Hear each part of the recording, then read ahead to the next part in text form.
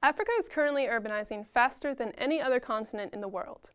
Most of this urbanization is predicted to be unregulated or informal. But there's another part of this complex story, and that is the hundreds of planned cities and new towns currently being developed across the continent. I'm a PhD candidate from the Department of Urbanism, and today we'll discuss new towns in Africa, identify spatial challenges associated with the contemporary new towns, and explore lessons for future development. Let's start by defining new towns.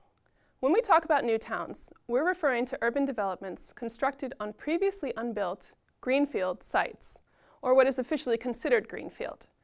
One concern associated with new towns is that land acquisition may involve forced resettlement or inadequate rehousing. New towns are also constructed from planning documents developed at a specific moment in time. Because of this, they reflect a single vision for the future, a future that may or may not come to pass. New towns also exhibit some degree of political autonomy, whether that is a mayor, city manager, or other civic leadership. To distinguish new towns from large residential developments, we can also say that new towns have more than 30,000 residents. New towns and planned cities are not new to Africa.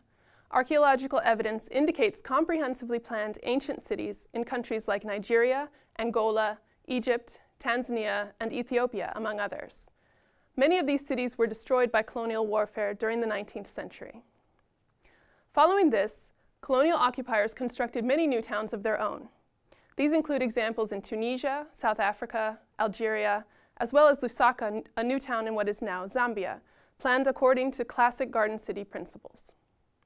One prevailing similarity across almost all colonial planned cities was residential segregation along racial lines. During the early independence era, beginning in 1960, some African governments began construction of purpose-built new towns, new capital cities. Abuja, Nigeria, Dodoma, Tanzania, and Gaborone, Botswana are all examples of this kind of state-led urbanism. More recently, as neoliberal economic policies have taken precedence since the 1990s, we see more and more new towns being developed by private developers. This chart shows a shift since 1960 from new town construction aimed at low and middle income groups, mostly state-led, towards private development predominantly from international developers and targeting middle and upper income groups. These new towns largely function as enclaves, advertising their housing with terminology that references safety, lifestyle, and less explicitly, homogeny, or people like you. You might say, why is this a problem? Privately developed new towns meet a market demand. They supply housing for people who can afford it.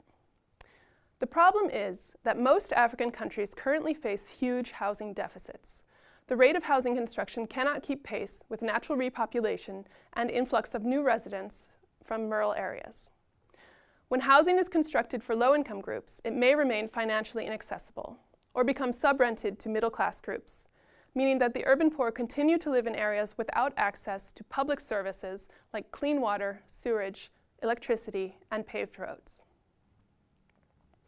What we see now with many new towns throughout Africa is that unregulated settlements grow up adjacent to the new town.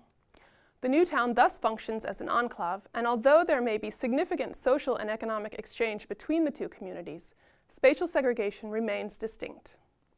In this example, Quilamba, Angola, a new town opened in 2012, an unregulated settlement has grown parallel to Quilamba, and despite their interdependencies, a single road establishes a clear boundary between the two. Residents living in the area east of the new town do not have access to the clean water, reliable electricity, well-maintained roads, and sewage system that makes Quilamba such a popular place to live. Despite idiosyncrasies of geography, planning history, culture, and climate, we can still identify spatial challenges that are endemic to almost every new town plan since 1990. In addition to spatial segregation, these are a lack of public transit, a lack of high-quality public space, very little consideration of climate change threats, a lack of housing stock diversity, and poor waste management.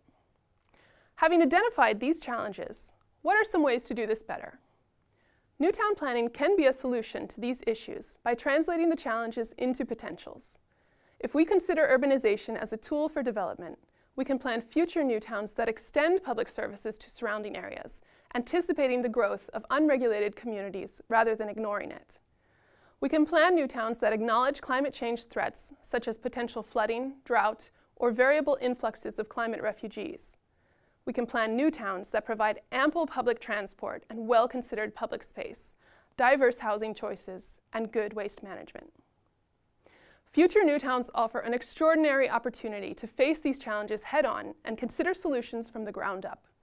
New towns are a market reality, and they will continue to be built. But that doesn't mean they should continue to repeat the mistakes of the past. If we return to the original definition of sustainable development, as set out by the Brundtland Report of 1987, we can understand that sustainable development requires both consideration of future generations and equal access to resources. With those criteria in mind, we can imagine future new towns that empower diverse communities and embrace the natural environment.